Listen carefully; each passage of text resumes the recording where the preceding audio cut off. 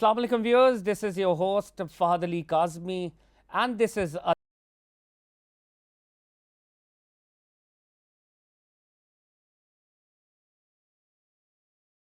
spirituality, religion, history, current affairs, international affairs, so on and so forth. Our aim is to raise awareness and to improve the levels of consciousness of our viewers. Viewers, for the past 3 months and so, the world has witnessed the worst kind of bloodbath in Gaza. And as we speak, some 23,357 casualties have taken place. 59,410 people have been injured in Gaza. Women have been targeted, infants, children have been targeted, hospitals, schools have been bombed, and indiscriminate bombing has taken place, and the worst kind of atrocities are being committed by the Israeli regime. But at the same time, there is silence, there is inaction by the international community at large, and the Muslim Ummah is also not playing the kind of role one should expect from them. So the situation is extremely bleak, and today we are discussing this bleak situation. We are being joined by a very big voice from Palestine, from Jerusalem. We are being joined by Mr. Ibrahim Husseini. He is a senior journalist based in Jerusalem. He is a correspondent of the New Arab media outlet. His work has appeared in AP, in AFP, and by Al Jazeera Digital also.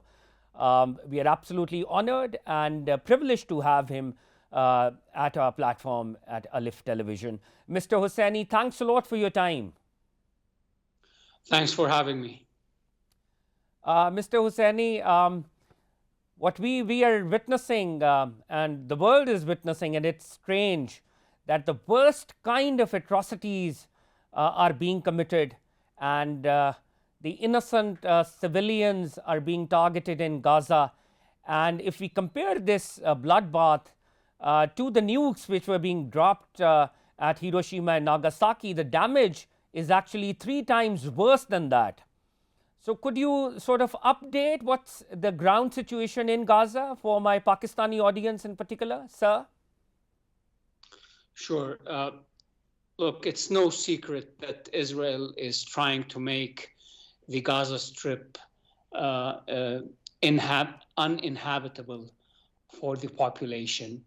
Many of their leaders expressed intent to reoccupy and resettle the Gaza Strip. And therefore, we see this kind of bombing that destroys housing infrastructure, electricity, water networks, communications, the leveling of entire neighborhoods. This is to prevent the civilian population from coming back or returning to their towns and neighborhoods, because there won't be any infrastructure supporting life over there. This is on one level. On the other level is the indiscriminate bombing that is taking place under the excuse that that Hamas fighters are hiding behind civilians, and therefore Israel has no choice but to kill civilians in the process, dropping bombs that are 2,000-pound bombs that can level entire neighborhoods. And this is why we see the high amount of civilian deaths in this war. So, like I said, we're on 2 levels: destroying infrastructure to prevent people from living or returning to areas that have been bombed, and also bombing on a wide scale that kills civilians. And if we notice the statements from the Israeli officials right from the beginning of this war, starting from the Israeli president to the Israeli prime minister to the defense minister, saying that there are no innocent people in Gaza. This is by the Israeli president Ishaq Herzog. The Israeli prime minister Netanyahu telling his soldiers that they're fighting the Amaleks. The Amaleks are the ancient people who were in war with the Hebrews thousands of years ago. And the Israeli defense minister who's talked about people in Gaza as human animals. So these are all remarks and statements to prepare the Israeli public to commit all these kind of atrocities in the Gaza Strip. And this is exactly what we're seeing. Mass killings, indiscriminate killings, children, women, old people, everyone, anything that moves basically is a target for the Israelis in the Gaza Strip. To the point that they've killed their hostages. If you recall, several weeks ago, 3 hostages were killed by the Israeli army without even checking. They have this policy, kill first or shoot first, ask questions later. And this is exactly what we're seeing, Fahad. Mr. Husseini, at a different level, and this would be a loaded question, and I really need to ask this, especially from you, because you are in that conflict zone. Whenever there is a military expedition, there are certain objectives that one needs to attain or one wants to attain at the end of the day. So Hamas fighters, on the face of it, they started this, right? And we all know that whenever there is some kind of an escalation, the response from the Israeli side is multifold, and it violates all norms of humanity and all norms of civilization, so to speak.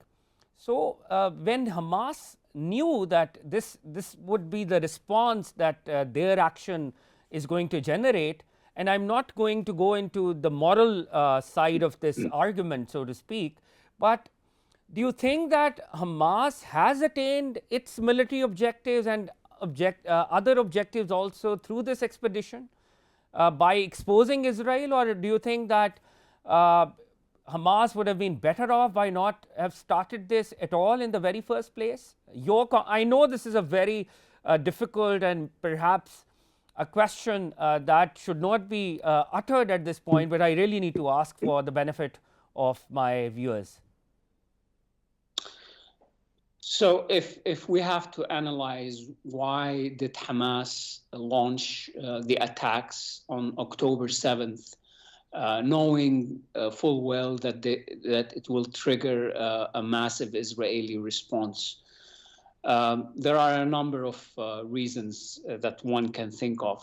First, the suffocating blockade on the Gaza Strip for the past 16 or 17 years. Israel controls whatever goes in and whatever goes out of Gaza, medicine, food, water, fuel to generate electricity, hospital supplies. This is all controlled by Israel. Hamas only, the Gaza Strip has borders with the Israeli regime and borders with Egypt. The border with Egypt is also not functional to the optimal level. It is not always open, and it's only for human traffic. And the Gaza Strip gets its food and fuel supplies and hospital supplies and medications through checkpoints controlled by the Israeli army. So there's a suffocating blockade on the Gaza Strip, poverty, poor living conditions. Water is nearly potable drinking water is nearly out. I mean, there's not enough water there, and there's not enough infrastructure to build desalination plants to have water. So this is one aspect. The other aspect is there's a political issue here that's been going on for the past 75 years, and which is the Israeli occupation, the refugees, the Israeli violations in the West Bank, in occupied East Jerusalem, namely the Al-Aqsa Mosque, where there are daily Israeli violations there. The Israeli police controls the access to the Al-Aqsa Mosque, restricts the entry of Muslim worshippers to the Al-Aqsa Mosque, while at the same time allowing Israelis to visit there and even pray, which is contrary to the status quo. Another issue here, the number of Palestinian prisoners inside Israeli jails. More than 6,000 Palestinian prisoners are held in Israeli jails, many of them without trial or charge. So this is the kind of context that many people miss when they look at the attacks that happened on October 7th.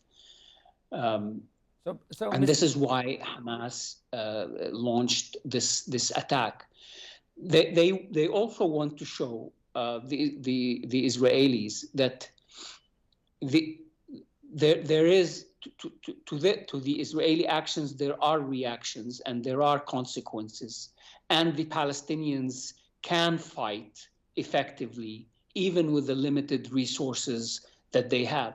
And we've seen on October 7th, I mean, it was a spectacular attack done with great success, to the point that even Hamas fighters were surprised by the ease that their fighters overran the Israeli fortifications, the Israeli intelligence, and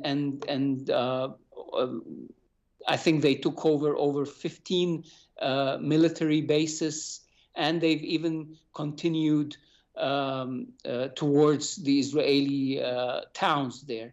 There have been mistakes. There may have been mistakes done by the fighters there. No one condones the killing of children or women, or the allegations of rape. They must be investigated. There have been claims about rape, and I think there ought to be an independent investigation to find if indeed there were if indeed there were rapes happening during this attack. So, in your opinion, Mr. Husseini, the blockade of 17 years had consequences, and the October 7th attack is basically, should be seen in that light. 17 years of absolute neglect and absolute embargo on Gaza Strip, which led to the action of October the 7th. But somehow the world misses out on that.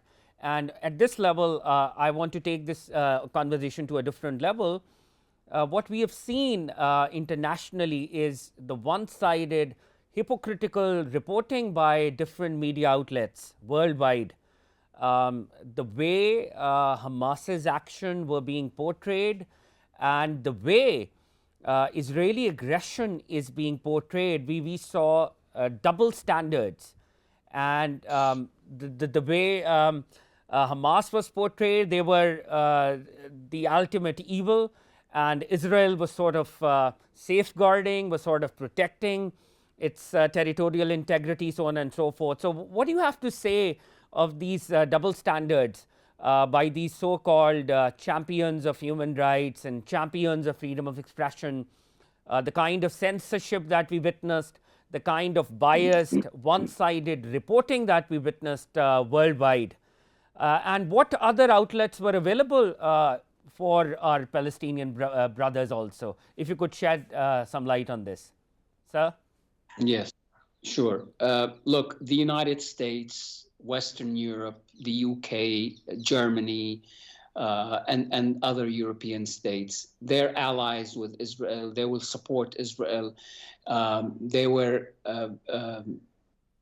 deeply disappointed with the success of the Hamas attack, and it really struck a nerve, because Israel is one of the it's part of this consortium of states that wants to dominate the Middle East, that wants to control whatever happens in the Middle East, controls the resources, control the narrative, and Israel is part of that consortium.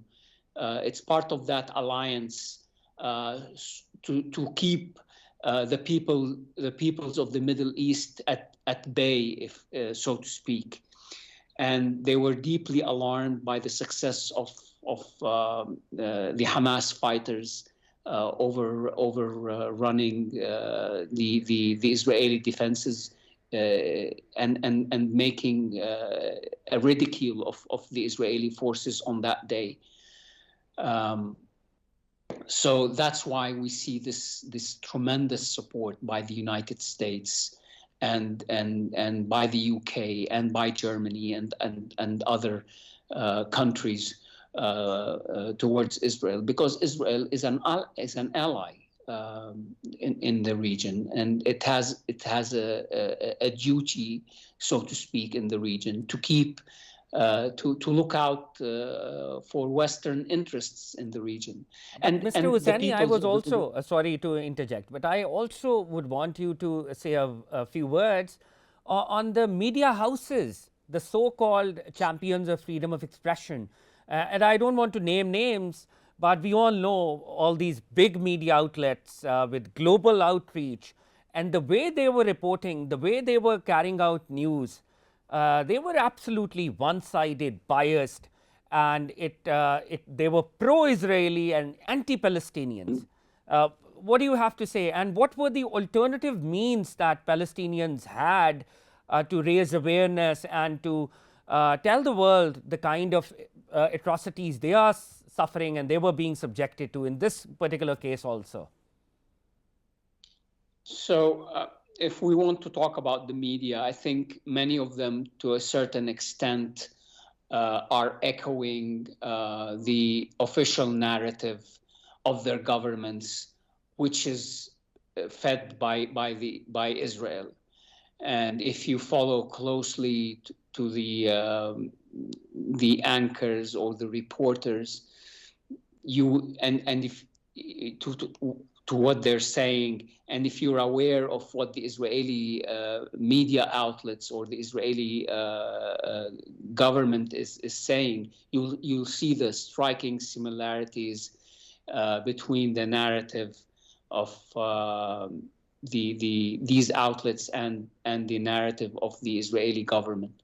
So yes, to a large extent, these media outlets adopted the Israeli narrative that Palestinians are terrorists, that this war is against terrorism, that this war is only against Hamas and not the entire population in the Gaza Strip, which is, I mean, if you look at the Gaza Strip right now, it's totally destroyed. And we know that this war is against the Gaza Strip, the population of the Gaza Strip, and not just against the Hamas fighters and other Palestinian fighters over there. So the alternative you ask is there's plenty of voices coming out from the Gaza Strip, from Jerusalem, from Palestinian cities in the occupied West Bank, that talk about what's going on, that show what's going on. So anyone who really wants to find out what's really going on should pay more attention to these social media accounts in order to get an enlightened view of what's happening there. Thanks a lot, Mr. Husseini, on this. Mr. Husseini, I would want to take this conversation to a spiritual level also. And I'm being reminded of a famous saying of Prophet ﷺ. Prophet said that the Muslim Ummah is like a body. And if any one organ suffers, the entire body feels the pain. But what we have witnessed, and this again is very unfortunate, that apparently we are 55 or 57 Muslim states. There are like more than 30 to 40 Arab states, and we are unable to do anything. If we are to see things in a very tangible manner, there were words, there were rhetorics, there were lip service, so to speak. But on ground, are you guys satisfied with the kind of Muslim response or Arab response in this particular conflict? Or we could have done more collectively? And I would want a very honest and a blatant answer, so to speak. Because I personally, I am extremely dissatisfied, and it pains me also that since I represent a Muslim country also, but I as a Muslim will hang my head in shame that I am unable to do anything. So do you think that Muslim Ummah owed more to Palestinians and people of Gaza at this juncture? Look, let's look at the situation right now. We're 99 days into this war. And so far, look at what Israel has been getting, the kind of support that it's been getting. It's getting weapons and intelligence support from the United States.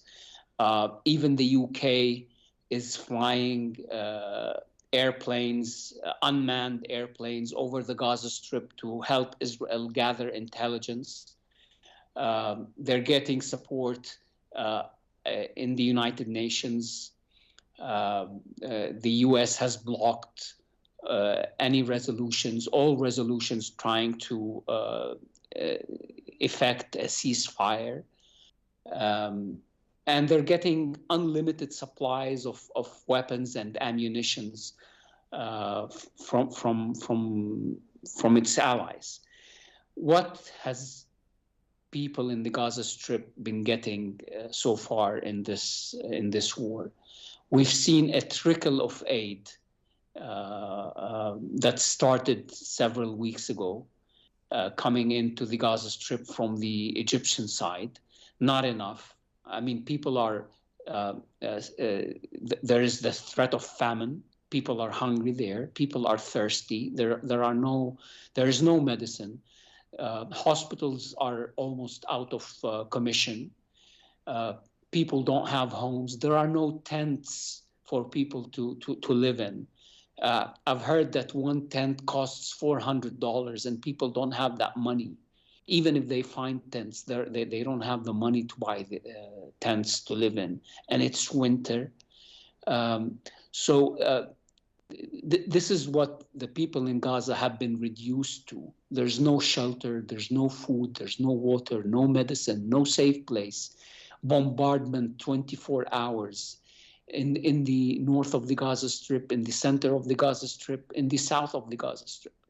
And like you said, there are dozens of Muslim countries, 22 Arab countries, and they're helpless. I mean, apart from statements of condemnation and concern, we haven't really seen action that can bring enough.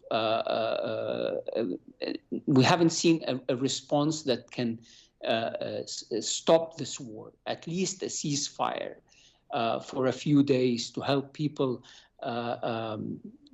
organize themselves, to help people find their relatives.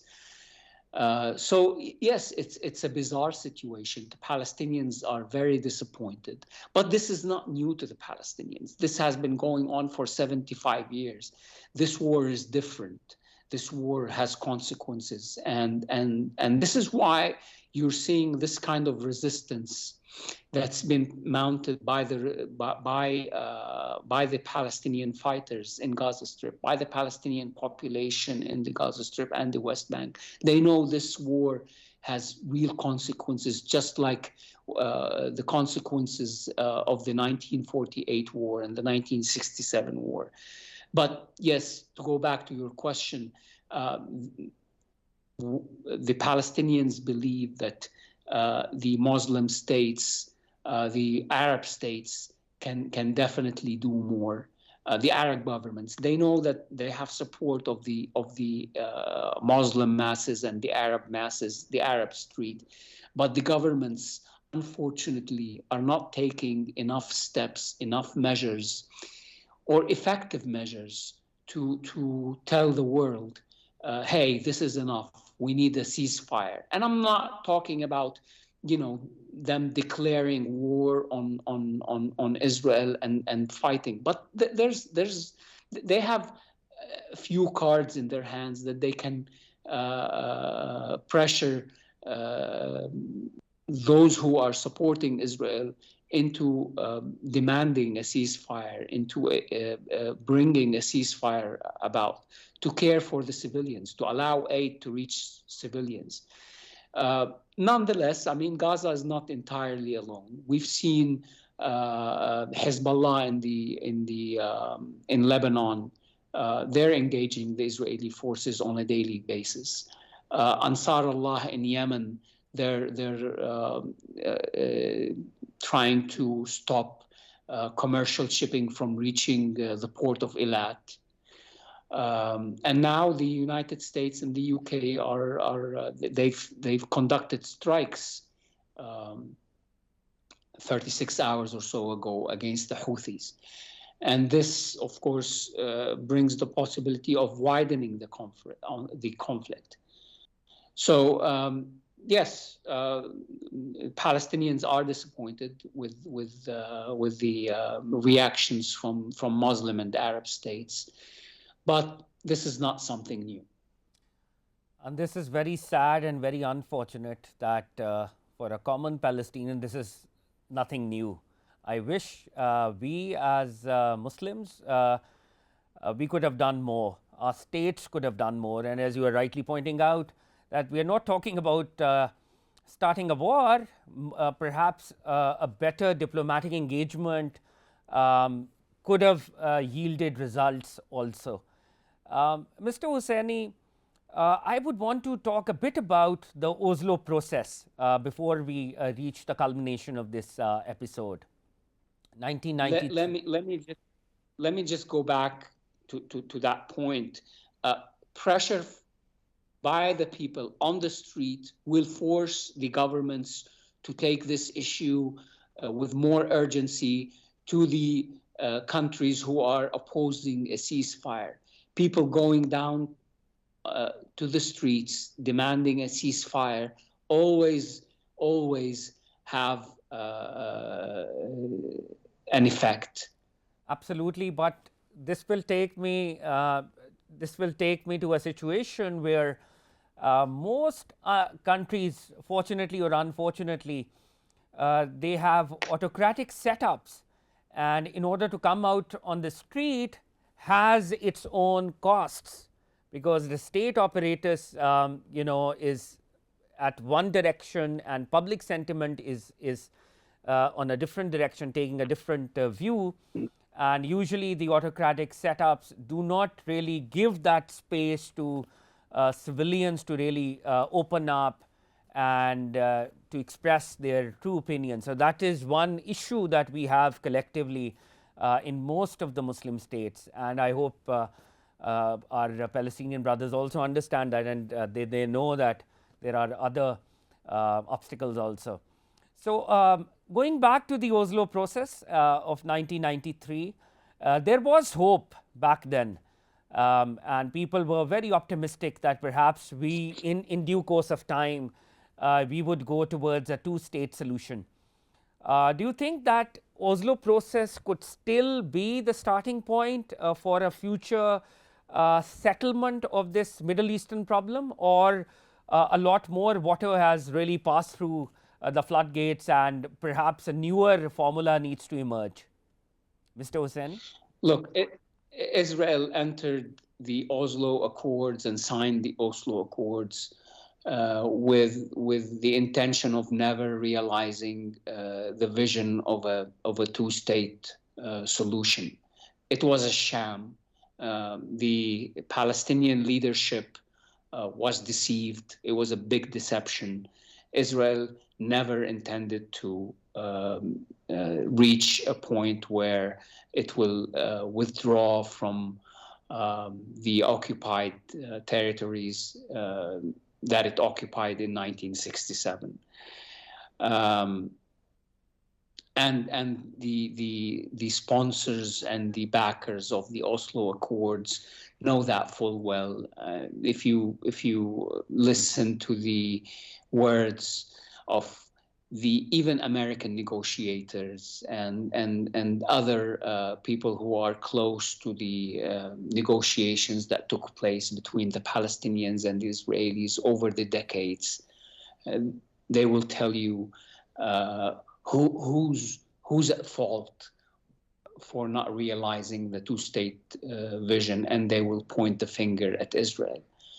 Israel has one agenda, and which is to be in full control of the lands between the river and the sea. And that's why we've seen this continuous settlement expansion, planting the Jewish population in areas in the West Bank to stop or to derail any hope for a two-state solution, to prevent the emerging of an independent, viable, contiguous Palestinian state on the 1967 borders. So what's the solution? This is a big question. It could be, I think the window for a two-state solution has closed. It has been shut for years. We have hundreds of thousands of fanatic settlers living in the West Bank who believe that this land belongs only to the Jews and no one else. They believe that their God has promised them this country, and they're the only ones who are entitled. And you have settlers who are living there for economical reasons. And they're benefiting out of this situation. They're profiting out of this situation. And the Israeli government is just a mirror of these people. It's a reflection. Very few Israelis believe in the one-state solution, or in the two-state solution, and believe that the Israelis should withdraw to the 1967 borders. And so what is the solution here? It's a big question. I mean, there are a number of theories here, or a number of suggestions. Some will tell you a two-state solution it's still something that can be achieved, but we have to wait till for the right circumstances, and that is a shift in the position of the Israeli government and the Israeli public. So we have to wait till the Israelis change their mind and think that they will wake up one day and they will say, okay, we agree to a two-state solution. I don't think that will happen anytime soon. Mr. Husseini, please go on. And let me tell you something. The Palestinians agreed to the two-state formula. This was a compromise. Palestine is from the river to the sea. Palestinians are attached to their country, to their cities, and accepting a state on the 1967 borders, which make up only 22% of historical Palestine, was a big compromise that was not easy for them to agree to. And the Israelis rejected that. So I think, my opinion, the only real solution that can put this long-standing struggle, this violence, this conflict to an end is a one state for all, an elected government by both peoples on all the lands, from the river to the sea, the historical Palestine. And the two people should live on this land free, and without prejudice, a one state that is democratic for both peoples. I think that's a revolutionary kind of a suggestion, and it's not. This has been on the this has been talked about before even the creation of the State of Israel. I mean, it's not a novel idea. I'm not coming up with a novel idea. This idea has been suggested on a number of occasions by many people, including Israelis, including Jews during the 1920s. But if the demographics are being changed, through ethnic cleansing, through genocide, if they are to move towards a one-state solution, that would be against the Palestinians in the long run, sir? No, I mean, look, we can't keep thinking about demographics. We can't keep thinking about this majority-minority issue. Whoever is majority, and whoever is minority. That shouldn't stop us from having one government, one state that represents all of us. If we keep thinking in terms of majority, who's the majority and who's the minority, we will remain in this box of conflict, in this box of struggle, and we should liberate ourselves from this majority-minority complex and just think and accept that there are two peoples on this land, and these two people should get along. That war will not solve the issue. Israel here is the stronger party, but for 75 years. They haven't been able to settle this conflict. They haven't been able to silence the Palestinians.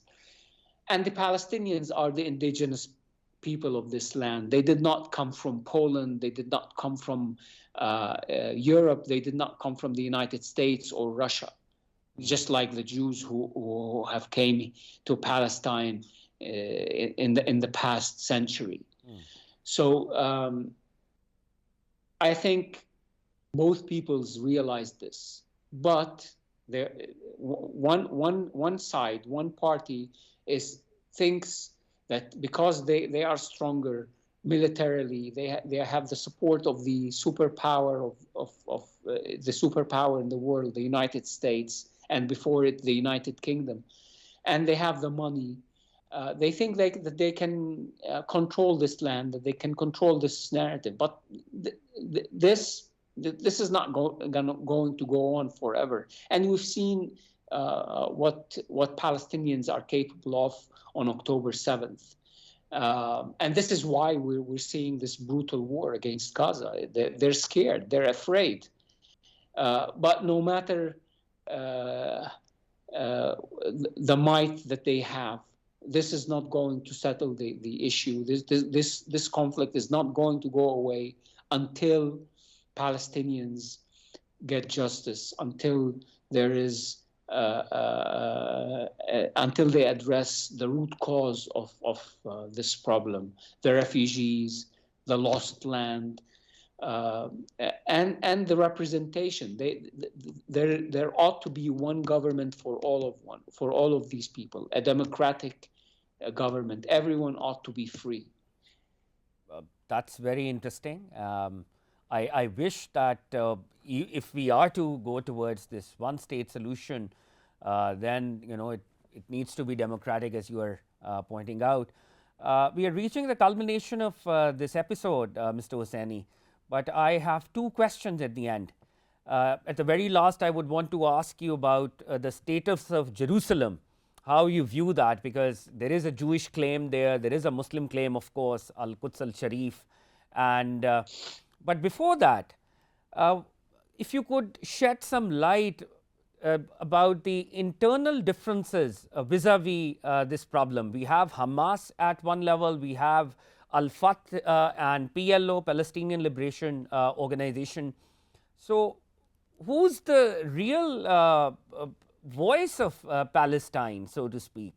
And especially in the current scenario, what role President Mahmoud Abbas and the Palestinian Authority has sort of played?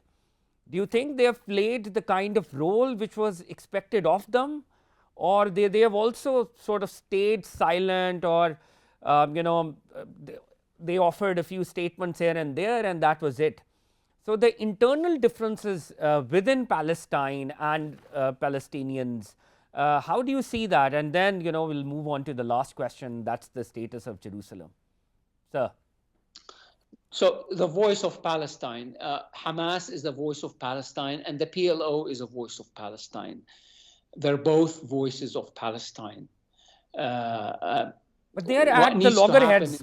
At times we see, from outside, it seems as if they are at the loggerheads. True, at times that's true. What we Very sort of true. witness. Very true. What needs to happen is that the PLO is an umbrella for the Palestinian people, the Palestinian resistance. This was why the PLO came into being in the 60s, to represent all the Palestinian voices that demand the liberation and end of the Israeli occupation. Hamas has not joined the PLO for a number of reasons. Not that they don't want to, it's because there's a struggle over who can control this narrative. It's unfortunate, and people are very disappointed, very angry over this. But Hamas needs to be part of the Palestinian Liberation Organization, or the PLO, and must be represented in this umbrella organization. Palestinians, many of them, I would argue a majority, are disappointed with the government of Mahmoud Abbas and its performance in this in the past 4 months, in the past decades even. There are two voices, there are two views among Palestinians. One that believes in the armed struggle to achieve the goal of liberation and independence and the ending of the occupation. And another voice, they believe in negotiations and diplomacy. And that is Fatah mainly. And if we look at the results, without me pronouncing a judgment, over the past 3 decades, the Fatah and the PLO to some extent have engaged Israel and the United States and Europe in diplomacy, in negotiations, to achieve the end of occupation on the basis of the 1967 borders. And even this compromise was rejected by Israel. Israel did not agree, or does not agree, to a Palestinian state. This is constantly repeated by the Israeli Prime Minister Benjamin Netanyahu, that there will be no Palestinian state. He even boasts about him being the only Israeli politician that can stop a Palestinian state. In other words, he wants to keep occupation going on. He wants to keep subjugating 5 million Palestinians and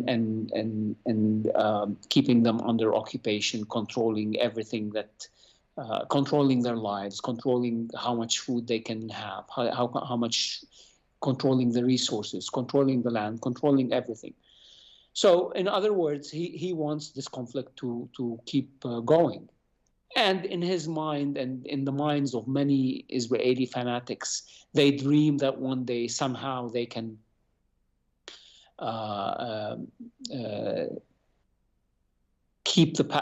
push the Palestinians out of the West Bank, out of Jerusalem, out of Gaza, into Jordan and into Gaza, and achieve, the Zionist vision of controlling the entire land and having the entire land for Jews. This is the crux. This is the heart of the matter. This is the heart of the conflict. That you have a significant portion. I'm not saying this is the view of all of the Israelis, but maybe a majority of them, maybe less, but a significant that's taking control of the government. That they want to see all the Palestinians out of the West Bank, out of East Jerusalem, out of the Gaza Strip, just like what they did in 1948, the ethnic cleansing campaign. This is the second major ethnic cleansing campaign that they dream of in Gaza, and they hope the West Bank and East Jerusalem it would be next. So this is the kind of situation we are forced, and this is what the West refuses to acknowledge and refuses to see.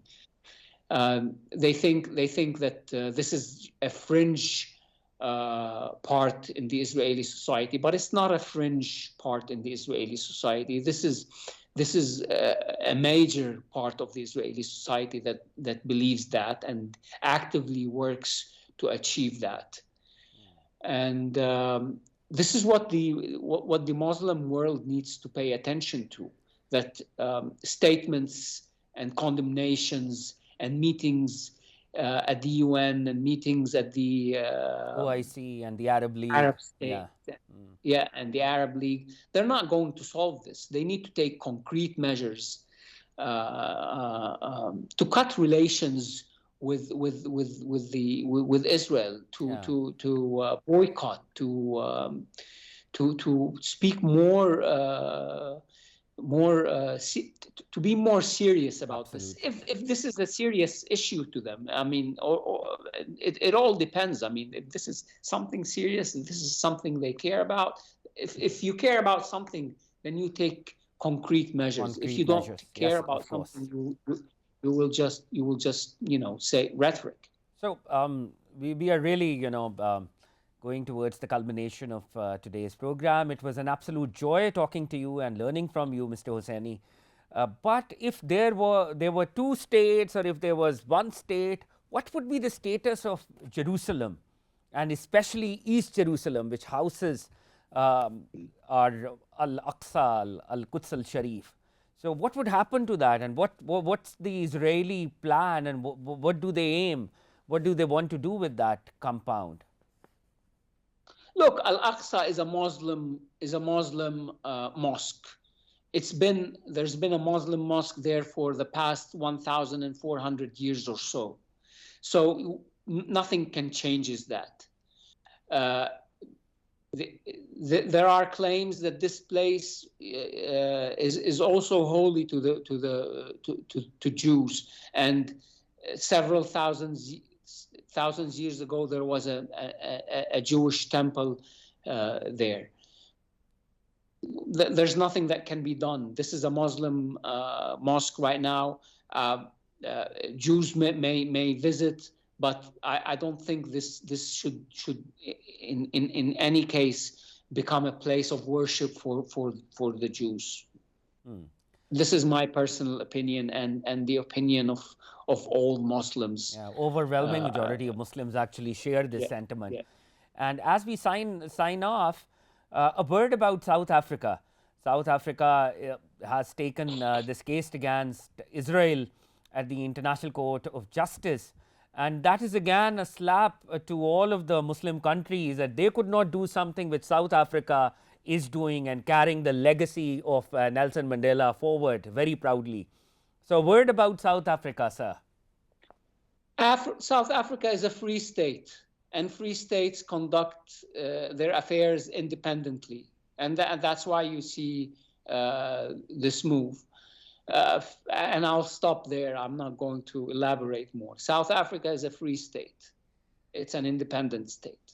On that very And poignant... independent people and independent states and independent people, just like Gaza. Gaza is independent. And that's why they're doing what they're doing. And independent people take action. On that very poignant note, we would want to thank Mr. Husseini. He was joining us from Jerusalem, Palestine, and the way he put it, and actually it shows that people from South Africa or people from Gaza, they are the true heirs of freedom. And I wish and we wish that we as Muslims and, we as members of international global community, we were as free as people in Gaza, as people in South Africa, that they are raising voice and they are actually resisting occupation in a very literal and in a very tangible sense. We hope that good times will come, and from the river to the sea, Palestine will be free, inshallah. Our prayers, our wishes are with our Palestinian people, and with this prayer that we are able to do something on ground also, our governments, our state apparatuses, they are also able to do something. Some practical measures need to be taken, and we really wish that those measures are taken sooner than later, and ceasefire at least takes place, and there is a solution of this problem sooner than later. Viewers, this is your host Fahad Ali Kazmi signing off from Alief Special. Keep watching Alief Television.